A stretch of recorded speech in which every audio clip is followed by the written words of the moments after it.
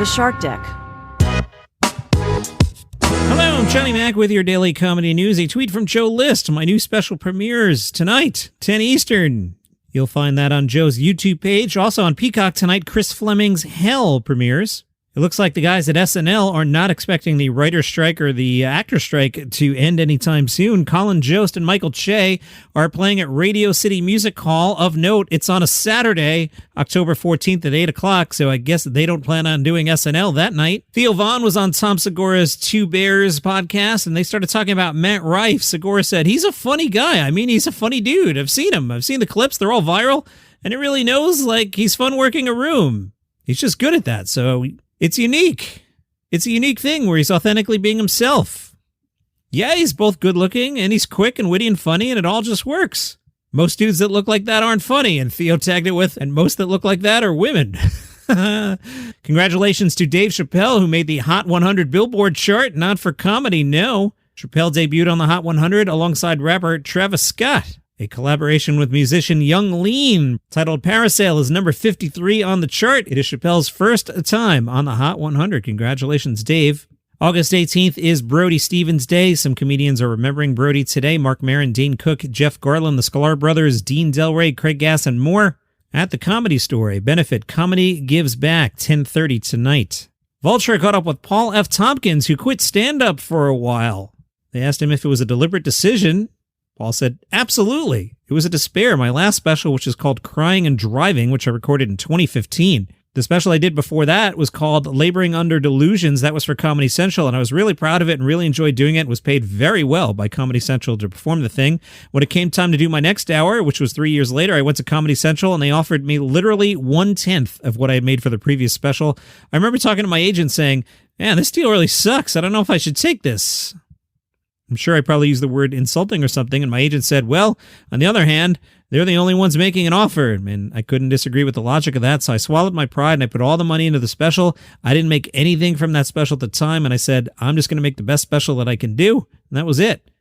It came and went. It aired on Comedy Central. I don't know who watched it. I was told for the last one I did, the numbers were pretty good. You know, one has the assumption in showbiz from what I've seen, and I keep distancing myself from it, but this is common to a lot of people I know. I'd see other people be like, the idea should keep going up and up and up. So I had not only plateaued, but now I was going back down. There was a feeling of, wow, people just aren't interested. In the intervening years, I had gone from wanting to be a guest on a talk show to wanting to host a talk show, and I was unable to make that happen. I did a pilot for Comedy Central, and then after the pilot was told directly by the head of the network, you kind of come off as old-fashioned and stuffy, and that's not what our audience wants. You made some casting decisions with the guests that heard it, I think. And I was like, you saw every step of the process. You're not seeing this for the first time as the finished pilot.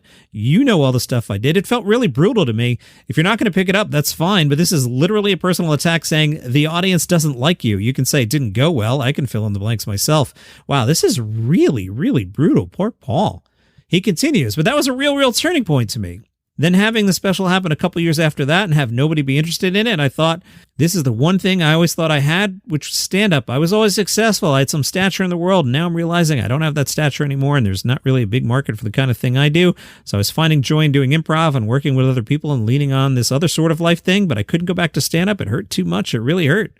There was a period pre-pandemic where I tried to make myself go out and do sets, and I just wasn't feeling it. I was just going through the motions of doing it, but I wasn't connected with the material. I wasn't connected to the audience, and it felt bad. It was really alarming. Like, this isn't how it feels. This is really weird. I don't like this. So I just went where the joy was, and coincidentally, where the money was. I was getting good money for doing an improv podcast, and it's an ongoing process. I don't know if I'll ever do a special again. I'd like to, but knowing it would have to be self-funded, not my favorite thing in the world. They asked him how he feels doing stand-up now. Paul F. Tompkins said, I feel like it's coming back to me, and the more I do it, the more comfortable it's becoming. Right now, the feeling that's coming back is the duck below the surface of the water kind of thing. I'm lucky that I've always been able to project a certain amount of confidence regardless of what's happening internally, but I'm getting back into it. It's coming back, the enjoyment of doing it, and the feeling of connection. Wow. The Daily News saw The Shark is Broken. I was all excited for The Shark is Broken. That's the stage play about Jaws, kind of, sort of. The Daily News says the show doesn't deliver much at all. Ouch. Not only is the low-stakes script dull and pedestrian, but the characters change not at all, despite the premise of three wild men sitting in a boat not waiting for Godot, but for sharks, and Spielberg. The Shark is Broken had its origins at the Edinburgh Festival, and in that context, it no doubt was a good campy laugh, especially for an audience that had followed Shaw's pre-gaming example, but it makes for thin Broadway gruel, alas, with a 90-minute running time, a straight-up point of view, and a series of behind-the-camera recreations of a situation that already has been much dissected and discussed. Yikes. Playbill wrote about The Fringe and said, "This comedian can't speak, but he's making audiences laugh at the Edinburgh Festival Fringe.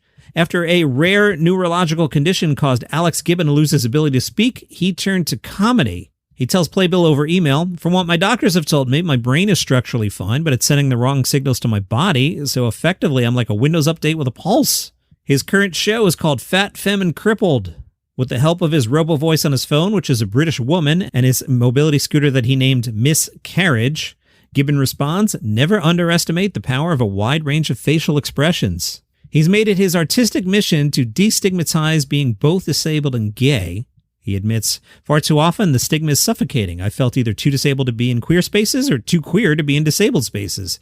This is often backed up by the fact that a lot of queer spaces like gay bars and pubs aren't accessible and the staff aren't friendly. For my show, what I do is I pre-record all my jokes. It takes several hours per set, but it's worth it. I type them up 6 at a time before turning them into MP3 files to press play and pause while on stage. For communication during my shows, it's quite hard for me to go off script in general, so I try to avoid it. The main time I stop is for hecklers, mainly because I downloaded famous TV meme-type sound bites that many people will know by ear. I can choose whichever suits best to the heckle at the time, which both shuts them up and gets them laughed at." And from the LA Times, Courtney Peruso's one-woman sex robot clown show. I just want to say sex robot clown show again. The LA Times writes, "A leggy blonde emerges from a smoke-filled stage, domineering in a black PVC bra, thong, fishnet stockings, and 6-inch thigh-high platform boots. Her proclamation, 'My name is Vanessa 5000, and I am here to destroy humanity.' Just kidding, I'm a sex robot." She's performing Vanessa at, you guessed it, the Edinburgh Fringe Festival throughout August, after which the show will return to LA. After performances, she encourages people to DM her with ideas or thoughts. She said many people have written her on Instagram, and the performer has used selected suggestions from strangers. "I'll get feedback from everybody, but you have to know who to listen to." She was inspired by Natalie Palamides. Have you seen Natalie's work? Fantastic. Palamides suggested that Peruso study clown, a form of experimental comedy that's been gaining ground in LA over the past 10 years. Amy Poehler produced Palamides' special Nate on Netflix 2020. Go watch that. It's fantastic. Last year, Palamides performed clown with Chelsea and Hillary Clinton on their Apple TV show Gutsy. Clown is distinctive for its lack of a fourth wall, meaning performers look at, react to, and speak with the audience throughout a performance. It's a highly visual and physical art. While clown can have loud, out there, vulgar, shocking, and gross out moments, it also welcomes vulnerability and beauty, often as a balance or counter. Peruso explains, "I think I can get away with moments of sincerity or letting people look at me as I am, because I'm also disrupting and looking really stupid." And that's your comedy news for today. Follow the show for free on Apple Podcasts, Spotify, YouTube, wherever you get your shows, and I'll see you tomorrow.